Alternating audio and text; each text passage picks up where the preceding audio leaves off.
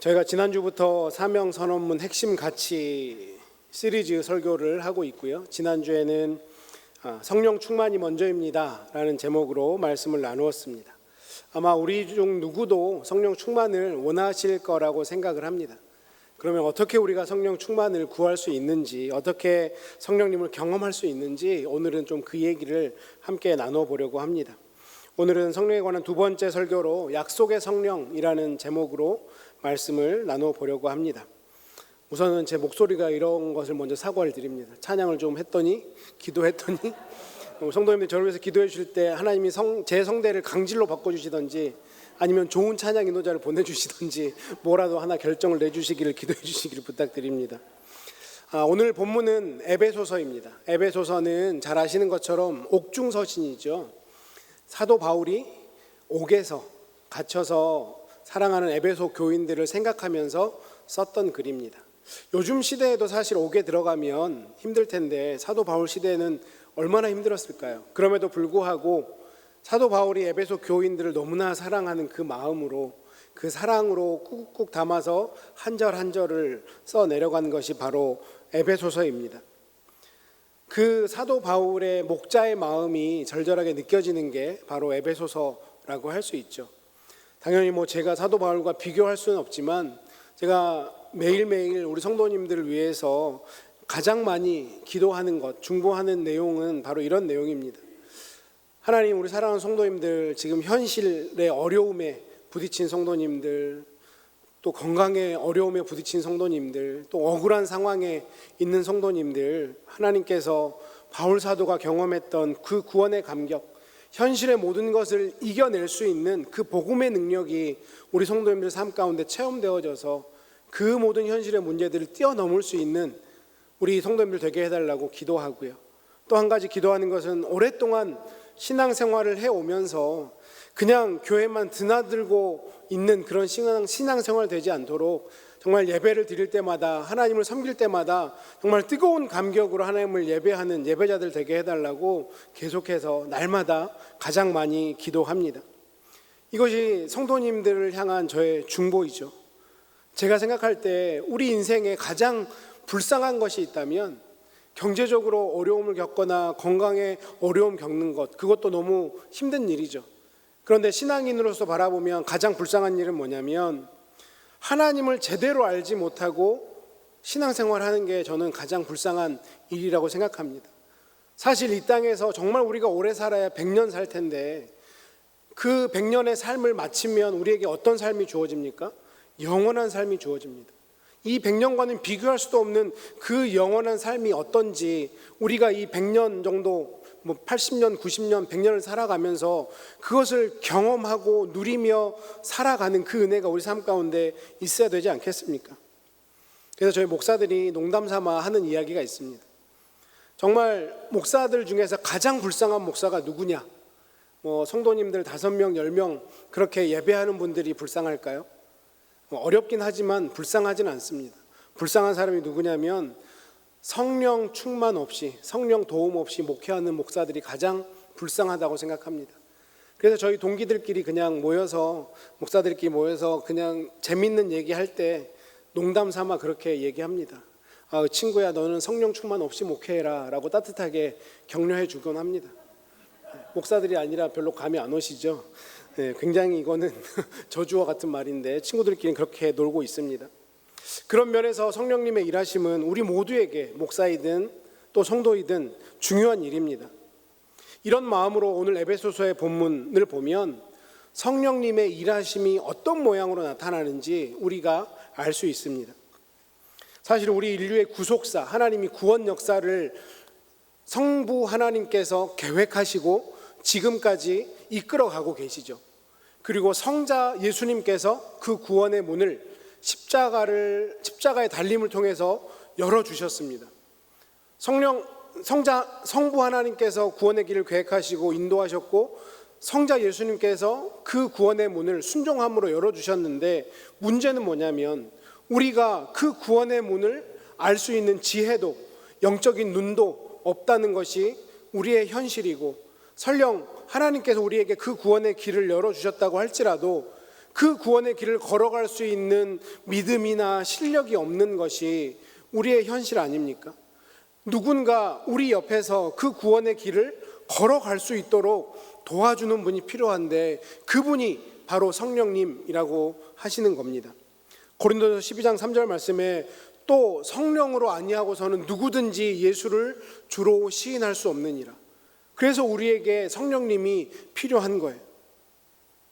성부 하나님께서 구원을 계획하셨고, 성자 하나님께서 구원의 길을 열어주셨고, 그 구원의 길을 갈 수 있도록 돕는 성령 하나님이 우리 가운데 필요하다라고 하는 것이죠. 그런데 우리의 문제는 그거죠. 어떻게 이 성령을 경험할 것인가? 어떻게 이 성령과 함께 동행할 것인가? 오늘 본문에 그 클루가 있어서 그것을 함께 나누고 우리 삶 가운데 적용해 봤으면 좋겠습니다. 특별히 오늘 본문을 통해서 성령님의 사역에 대한 말씀 중에 굉장히 중요한 말씀, 우리가 절대 놓쳐서는 안 되는 말씀이 나옵니다. 13절 말씀을 한 번 더 보실게요. 그 안에서 너희도 진리의 말씀 곧 구원의 복음을 듣고 그 안에서 또한 믿어 약속의 성령으로 인치심을 받았으니. 약속의 성령으로 인치심을 받았는데 그 앞에 무엇이 나옵니까? 진리의 말씀, 구원의 복음을 듣고 믿었다고 나옵니다. 성령님께서 행하시는 구원 사역을 얘기하는데 무엇을 말씀합니까? 하나님의 말씀이 함께 한다라고 우리에게 말씀하고 있는 것이죠. 다른 말로 말씀드리면 성령님의 일하심의 방법이 말씀으로 일하신다라고 하는 것, 이것을 우리가 결코 잊어서는 안 됩니다. 우리가 성령님이라는 단어를 들었을 때 제일 먼저 떠오르는 이미지가 무엇입니까?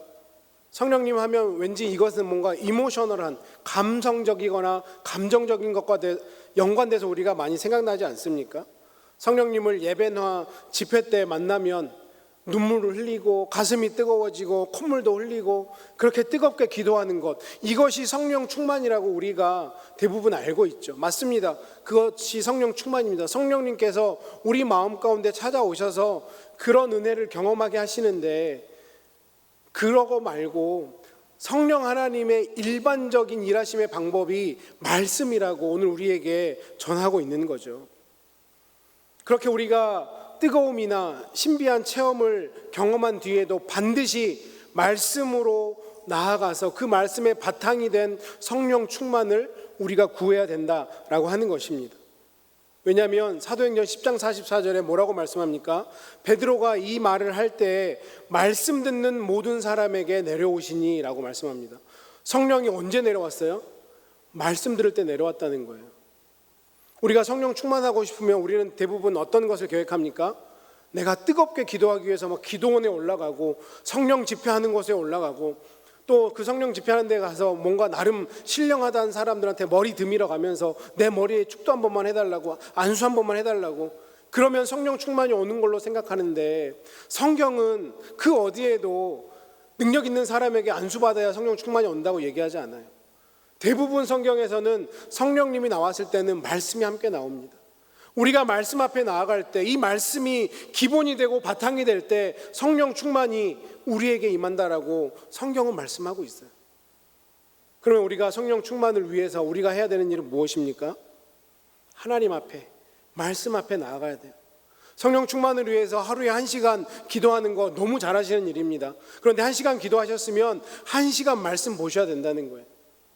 그래야 균형 있는 건강한 성령 충만을 우리가 경험하게 되고 그 성령의 일하심을 우리가 경험하게 된다라고 하는 것입니다. 우리 한국교회가 많은 은혜를 받았죠. 특별히 우리 믿음의 선배들, 그렇게 어려운 환경 속에서도 예배나 집회 열심히 나가서 정말 불러 해가면서 성령 많이 받았잖아요. 근데 그게 우리한테 너무나 각인되어 있어서 성령 충만하면 계속해서 그런 데 가야 성령 충만하는 걸로 잘못 오해한다라는 거죠. 말씀 읽을 때도요, 얼마든지 성령 충만할 수 있다고 성경은 말씀하고 있는 거예요. 이 말씀 앞에 나와야 되는 겁니다.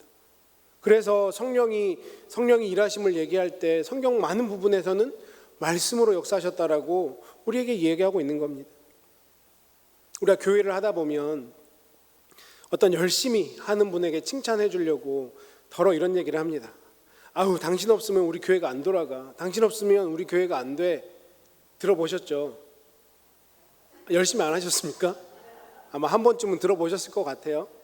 근데 제가 생각할 때 어쩌면 그 말이 교회에서 가장 위험한 말일 수 있다 생각해 봅니다. 왜냐하면 교회가 사람이 보여지면 안 되거든요. 제가 새빛사랑교회 파송받고 정말 열심히 기도하는 것 중에 하나가, 하나님, 우리 새빛사랑교회가 사람이 보여지는 교회가 아니었으면 좋겠습니다. 우리 새빛사랑교회가 하나님이 보여지는 교회였으면 좋겠습니다. 누가 제일 조심해야 될까요? 담임 목사가 제일 조심해야 돼요. 제가 제일 조심해야 됩니다. 마치 담임 목사가 그 교회 전부인 것처럼 하면 그 교회는 희망이 없어요. 담임 목사가 있을 때나 없을 때나 교회는 교회다워야 되죠. 한 명의 뛰어난 리더가 보여서도 안 됩니다. 그 사람을 통해서 하나님이 보여야 되는 거예요. 그게 교회의 본질 아닐까요? 사람이 보여지고 사람이 드러나게 되면 그 교회는 적신호가 들어온 거라고 우리는 알아야 됩니다. 우리 새빛사랑교회가 어떻게 하나님을 보여줄 수 있을까? 그 하나님을 보여주기 위해서 성령 충만이 필요하다라고 하는 거예요. 성령님이 우리에게 필요하다라고 하는 겁니다. 그런데 그 성령님은 어떻게 우리가 경험되어진다고요? 말씀으로 나아가시면 돼요.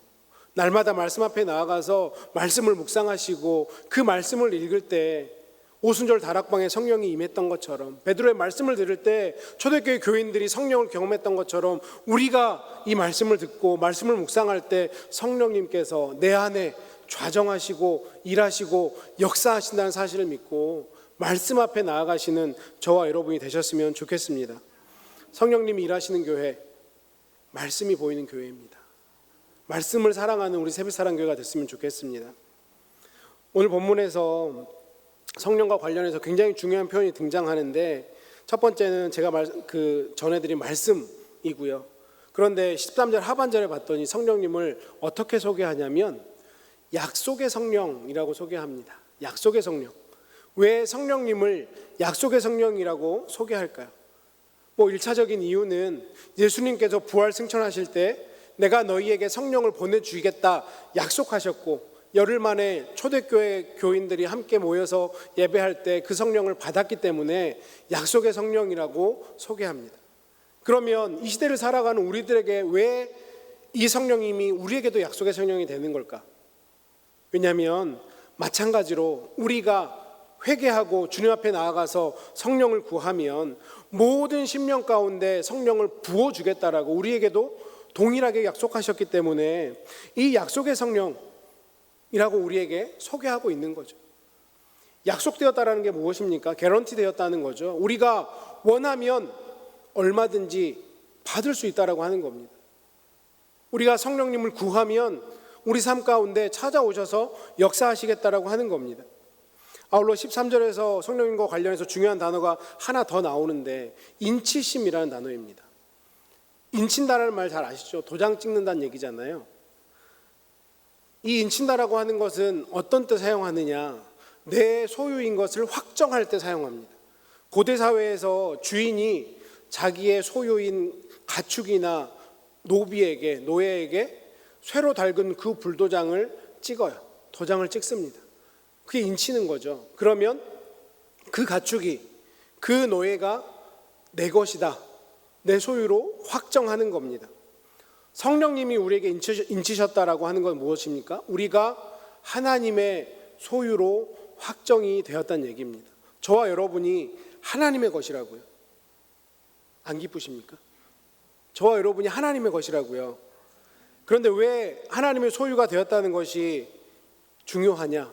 이 하나님의 소유가 어디로 연결되는지, 오늘 인친다라는 말, you were sealed라고 되어 있는데요.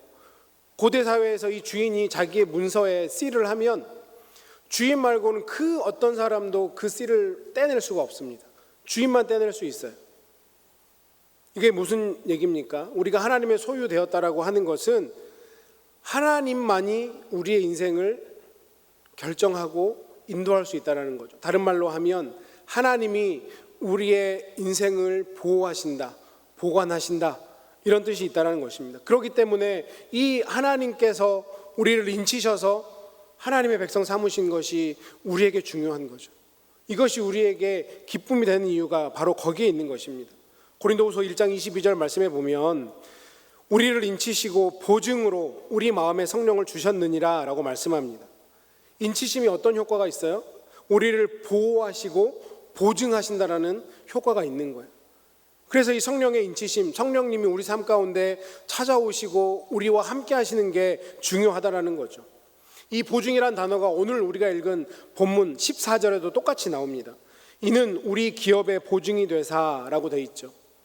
여기서 보증이라는 단어, 헬라어로는 아라본이라고 하는 단어인데요. 이 아라본이라는 단어는 언제 쓰냐면 커머셜과 연관이 되어 있는, 상업적인 단어와 연관이 되어 있는 단어입니다. 이 아라본이라고 하는 이 헬라어를 요즘 우리가 많이 쓰는 말로 바꾸면 다운페이먼이에요. 다운페이먼. 우리가 어떨 때 다운페이먼을 합니까? 집이나 차를 살 때 다운페이먼을 하잖아요. 그 다운페이먼이 헬라어로 아라본이라는 거예요.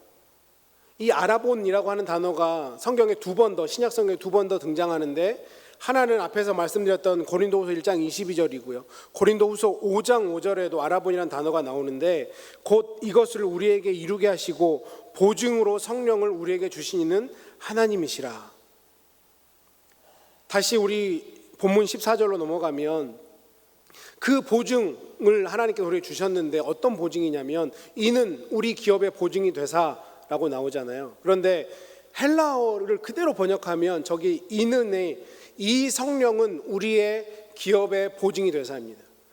그러니까 성령님이 우리에게 보증으로 뭔가를 주신 게 아니고 성령님 자체가 우리에게 보증이 되신다는 뜻이에요. 그러면 성령님이 우리에게 무엇을 보증해 준다는 걸까요? 성령님이 왜 우리에게 보증이 된다는 걸까? 여기 보시니까 기업의 보증이 되사 그랬어요. 우리에게 기업이 뭡니까? 하나님이 우리에게 주시겠다고 하는 기업이 뭔가요? 아직 기업을 받아보지 않으셔서 잘 모르시죠? 네. 하나님 앞에서 우리가 누리게 될 모든 영광과 은혜, 이것이 우리의 기업입니다. 우리의 유산이에요. 하나님이 이것을 우리에게 주시겠다고요. 에베소 교인들이 이것을 잘 못 깨달으니까 사도 바울이 정말 간절하게 이것을 깨달았으면 좋겠다라고 18절, 에베소서 1장 18절에 이렇게 기록합니다. 너희 마음의 눈을 밝히사, 너희가 영의 눈이 열려서 그의 부르심의 소망이 무엇이고 성도 안에서 그 기업의 영광의 풍성함이 무엇인지 제발 좀 알았으면 좋겠다. 그러면 너희들 삶이 달라질 텐데 라고 사도 바울이 얘기하는 거거든요. 무엇을 알았으면 좋겠어요? 하나님이 왜 우리를 부르셨는지, 우리를 부르신 소망이 무엇인지, 그것보다 더 중요한 것, 그 기업의 영광의 풍성함. 근데 그 기업이 뭐라고요?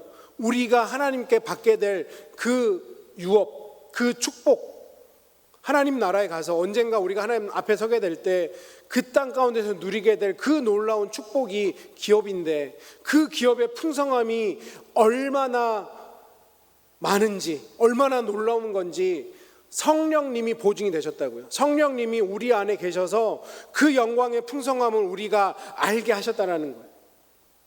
그러니까 우리가 천국에 가서 하나님 나라에 가서 누리게 될 그 놀라운 은혜를, 그 놀라운 축복을 이 땅에서도 맛볼 수 있다. 뭐 때문에요?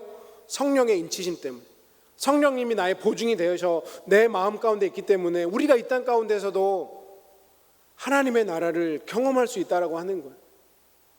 우리가 이 땅 가운데서 하나님의 나라를 경험하고 살아오고 계십니까? 하나님이 그것을 우리에게 주셨는데 그걸 모른 채 살아가고 있으면 오늘 사도 바울의 그 18절의 고백, 너희의 영의 눈을 들어서 그분이 왜 우리를 부르셨는지, 우리에게 무엇을 주고자 하는지, 얼마나 놀라운 것을 주고자 하는지 제발 알았으면 좋겠다. 이 고백이 사도 바울의 그 바람이 우리를 향한 바람이 되는 거죠. 제가 기독교 교육학이 전공입니다. 주로 신학교에는 신학과가 있고 기독교 교육과가 있어요. 그런데 저희가 볼 때, 저희 기독교 교육과 출신의 목사들이 볼 때 신학과 출신 목사들과 기독교 교육과 출신의 목사들이 좀 달라요. 설교를 하는 것도 다르게 느껴집니다. 뭐 저희 입장이니까 그냥 이해하고 들어주십시오. 신학과 목사들은 그냥 말씀의 능력이 있다고 생각하고 말씀만 드립다 선포합니다. 하나님이 깨닫게 하시겠지. 말씀의 능력이 있으니까 내가 선포하면 하나님이 깨닫게 하실 거야. 뭐 성도님들이 졸건 졸지 않건 하나님이 하시니까 나는 이것만 하면 돼 라고 하는데, 반면에 교육학을 했던 사람들은 체질적으로 배우는 게 뭐냐면 목표를 정합니다.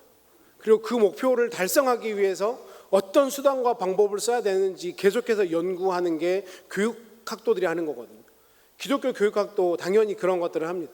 그러니까 만약에 제가 설교를 한다고 하면 제가 설교의 주제가 있죠. 오늘 성도님들이 적어도 이거는 깨닫고 갔으면 좋겠다라고 하는 그 목적을 달성하기 위해서 그 과정 가운데 어떻게 해야 그 목적을 달성할 수 있는지를 계속해서 준비하고 연구한다고요. 예를 들면 뭐 웃기지도 않는 웃기는 얘기도 한번 해보려고 하고, 여기에 맞는 예화는 뭘까 그것도 생각해 보기도 하고, 이거를 3단락으로 나누는 게 나을까 4단락으로 나누는 게 나을까, 통으로 전하는 게 나을까, 뭐 이런 연구들을 계속해요. 그럼에도 불구하고 신학과 나온 목사님들이 목회를 잘하는 경우도 있습니다. 이거는 그냥 저의 개인적인 견해예요. 무엇을 말씀드리고 싶냐면, 그런 성향이 제 안에 있다 보니까 제가 목회하는데도 어떤 마음과 소망이 있냐면, 우리 성도님들이 이왕에 신앙생활 하는 거 뜬구름 잡듯이 안 했으면 좋겠는 거예요. 뭔가 내 손에 실체가 있는 것처럼 그렇게 신앙생활을 했으면 좋겠다. 그게 제 바람이고, 그렇게 우리 성도님들이 실체가 있는 신앙생활을 하기 위해서 내가 뭘 도와줘야 될까가 제가 목사로서, 담임 목사로서 가장 많이 하는 고민입니다. 우리의 신앙생활이 죽어서야 효력이 나타나는 신앙생활이면 좀 슬프지 않을까요? 그냥 내가 죽고 나면 천국이 있으니까 그 천국만 가면 되지, 이 땅에서는 뭐 빌빌대고 골골하게 살아가도 뭐 어쩔 수 없는 거 아닌가? 근데 하나님이 그렇게 안 해놓으셨다고요. 하나님이 성령님을 우리 가운데 보증으로 주셔서 이 땅에서도 우리가 영원히 누리게 될 그 은혜를 누리고 맛보고 살게 해주셨는데, 그러면 우리가 실체를 가지고 신앙생활을 해야 되지 않겠습니까? 여기가 하나님의 나라인 것처럼 그렇게 신앙생활을 해봐야 되지 않겠습니까? 성령님 때문에 할 수 있다고. 우리 때문에 할 수 있는 게 아니고 성령님 때문에. 그것이 약속의 성령이라고 기록해 놓은 이유인 것입니다. 그 약속이 있는데, 그 개런티된 그 약속이 있는데 왜 우리가 못 누리느냐? 우리가 원하지 않고 바라지 않아서, 헛된 것을 구해서 정말 중요한 것을 놓치고 살아가고 있지는 않은지, 오늘 이 말씀을 통해서 다시 한번 우리가 무엇을 구해야 되는지 느끼시고 판단하시고 결단하셨으면 좋겠습니다. 그 약속의 성령이 내 마음 가운데 그렇게 인치시고 임재하고 좌정하면 우리 마음 가운데 각인되는 2가지 단어가 있습니다. 첫 번째는 긍지라는 단어예요. 우리가 성령을 생각할 때 지금 제가 얘기하고 있는 약속, 인치심, 보증, 이 3가지 단어는 늘 기억하셨으면 좋겠습니다. 성령님이 약속의 성령님이고 우리를 인치셨고 그 인치심이 우리의 보증이다. 하나님의 나라를 살아갈 수 있게 하는 그 보증이, 그 개런티가 우리한테 있다. 그 3가지 단어가 우리 삶 가운데 역사가 되면 긍지가 생겨요. 무슨 긍지입니까? 내가 하나님의 사람이라는, 내가 하나님의 백성이라는 그 긍지가 생긴다라고 하는 것입니다. 오늘 14절에서는 소유, 하나님이 소유하셨다는 개념을 어떻게 표현하냐면 얻으신 것이라고 표현을 해요. 그런데 그 얻으신 것이라고 하는 그 단어가 아주 똑같은 헬라어 단어가 어디에 나오냐면 우리가 잘 아는 베드로전서 2장 9절에 나옵니다. 우리가 너무나 좋아하는 말씀이죠. 너희는 택하신 족속이요 왕같은 제사장이요 거룩한 나라요 그의 소유가 된 백성이니. 에베소서 1장 14절에서는 이 헬라어 단어가 얻으신 것이라고 번역이 됐는데 베드로전서 2장 9절에서는 소유라고 번역이 됐습니다. 이제 우리가 하나님의 소유가 됐다라는 거예요. 성령님의 인치심을 통해서 하나님의 소유가 됐다라고 하는 것이 어떤 뜻입니까? 우리가 비록 이 땅에 발을 딛고 살아가지만 이 땅에 속한 존재가 아니라 하나님께 속한 존재다, 이 뜻이 있는 거예요. 우리는, 저와 여러분은 하나님의 것입니다. 성령님이 인치셨으니까. 그러면 하나님의 것이라는 긍지가 있어야죠. 우리가 하나님의 사람이라는 사실에 얼마나 긍지를 가지고 살아가십니까? 예전에 한국에 타짜라는 영화가 한때 많이 유행했습니다. 그 타짜라는 영화에 김혜수라고 하는 여자 배우가 나와서 한 대사가 있는데 그 대사가 굉장히 사람들한테 회자가 됐어요. 혹시 기억하십니까? 나 이대 나온 여자야. 우리 교회도 이대 나오신 분들 꽤 많으시던데 그 말의 뜻이 뭡니까? 긍지가 있다는 거거든요. 나 이대 나왔어. 너 무시하지 마. 이대 나오신 분들께는 죄송하지만 이대 나오신 게 긍지가 있으십니까? 하나님의 백성인 게 긍지가 있으십니까? 네. 뭐 정해진 답이죠. 비교도 안 됩니다. 물론 좋은 학벌 이대 나오면 긍지 가질만 합니다. 저는 뭐 그 비슷한 학교도 못 가봤으니까. 그러나 그것보다 훨씬 더 긍지를 가져야 될 것을 우리가 긍지를 가져야 된다라고 하는 얘기죠. 사도 요한이 하나님의 백성 된 것이 얼마나 큰 긍지인지 요한일서 3장 1절에 이렇게 표현했습니다. 보라, 아버지께서 어떠한 사랑을 우리에게 베푸사 하나님의 자녀라 일컬음을 받게 하셨는가. 우리가 그러하도다. 하나님께서 얼마나 큰 사랑을 우리에게 베푸셨기에 우리가 하나님의 자녀라 일컬음을 받게 되었느냐. 이 큰 사랑을 우리가 받았다는 거예요.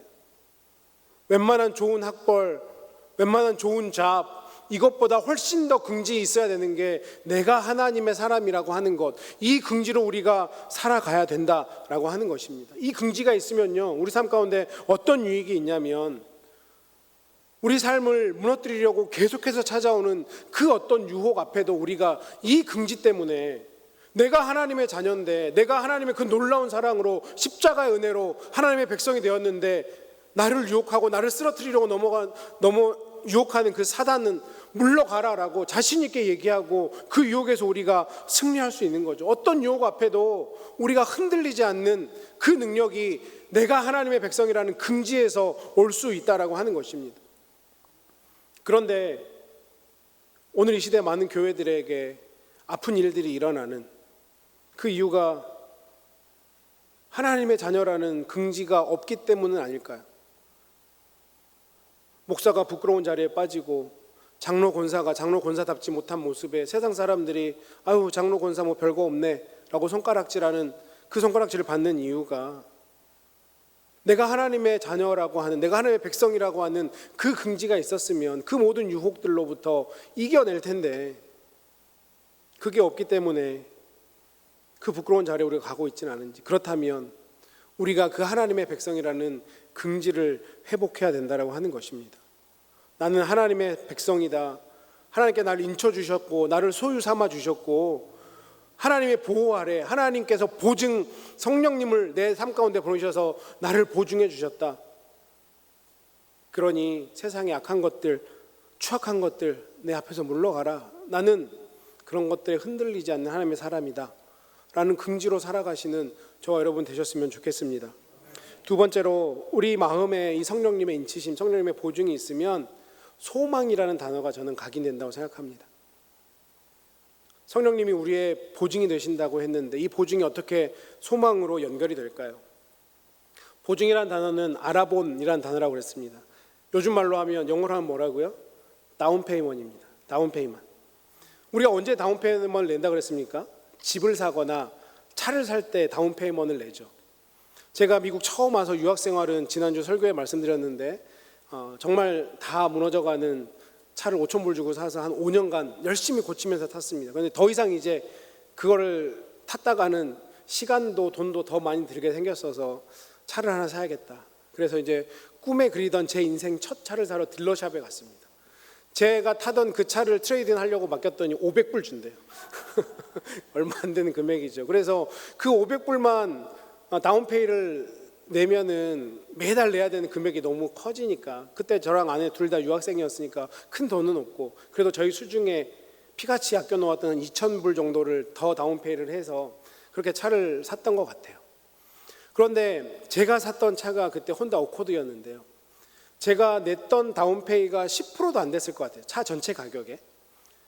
그런데 다운페이를 내면 저에게 어떤 일이 생깁니까? 그 차는 누구 거예요? 법적으로? 은행 거예요. 은행 거. 그렇죠? 뭐 딜러는 차를 팔았고 은행에서 론을 받았고 저는 은행에 론을 안 갚았으니까 은행 건데 제 삶 가운데 어떤 일이 일어나요? 그 차가 내 것처럼 저는 타고 다녀요. 제가 차를 사고 제 차에 십자가를 달아놓기도 하고 또 그때만 해도 정말 열심히 운동을 할 때라서 누가 부르면 당장 달려가려고 트렁크에 갖가지 운동화와 운동 장비들을 다 넣어놓고 다니거든요. 근데 그 차가 누구 거라고요? 은행 거예요. 그럼 은행한테 제가 허락을 맡아야 되나요? 아니요. 다운페이 그거 꼴랑 10%도 안 된 거 냈다고 내 차처럼 살아가고 있는 거예요. 보증이라는 단어, 알아본이라는 단어가 무슨 뜻인지 알겠습니까? 그래서 성령님이 우리한테 보증이 되시면 소망이 생기는 거예요. 무슨 소망입니까? 하나님의 나라가 내 삶 가운데 이루어졌다라고 하는 그 소망. 나는 여전히 죄인이고 나는 여전히 하나님 앞에서 보잘것없어요. 믿음도 너무 부족해 보여요. 그래도 성령님이 우리의 다운페이먼이 되어주셔서 우리가 어떤 것을 누려요? 하나님의 나라를 누릴 수 있다는 겁니다. 그게 성령님이 보증되어 주신 자들의 삶의 크나큰 유익이죠. 이런 소망이 있으십니까? 하나님의 나라를 지금 여기서 내가 다운페이가 다 안 끝났는데 누릴 수 있다는 거예요. 이 땅 가운데서 그렇게 살아갈 수 있다라고 하는 겁니다. 그런 의미에서 보면 믿음이라고 하는 말의 반대말을 불신앙으로도 볼 수 있겠지만 소망의 반대말인 절망도 믿음의 반대말이 될 수 있다고 생각합니다. 단테 신곡에 보면 지옥의 문에 이런 글귀가 써 있다고 써놨습니다. 다른 데가 지옥이 아니라 모든 소망을 빼앗긴 상태가 지옥이다.